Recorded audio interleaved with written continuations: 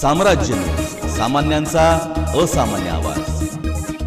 Patrolling करणाऱ्या पोलिसाला मारहाण करणाऱ्या 2 इसमाविरुद्ध गुन्हा दाखल। हम यहाँ के बॉस है, ऐसे पुलिस लोगों को बहुत देखे। सोलापूर रात्र पेट्रोलिंग करताना क्रिकेट खेळणाऱ्या मुलांना रोखल्याच्या कारणाने पोलिसाला रॉडने मारहाण करून जखमी केले। या प्रकरणी दोघांवर शासकीय कामात अडथळा केल्याबद्दल गुन्हा दाखल झाला आहे। याबाबत police head constable Ganesh Ramchandra Dhumal यांनी झेड रोड पोलीस ठाण्यात फिर्याद दिली आहे। या प्रकरणी मोहसिन नन्नूभाई मुल्ला, वसीम नन्नूभाई मुल्ला राहणार साखरपेठ यांच्यावर गुन्हा नोंदला आहे।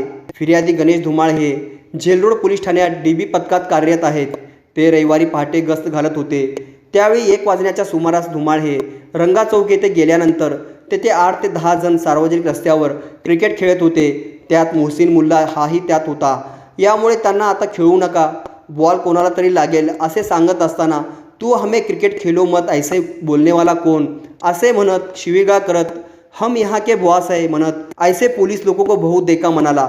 शिवाय मोहसिन मुल्ला, वसीम मुल्ला यांनी धक्काबुक्की केली। तसेच मोहसिन याने चावीने तोंडावर मारताना फिर्यादीने अडविले।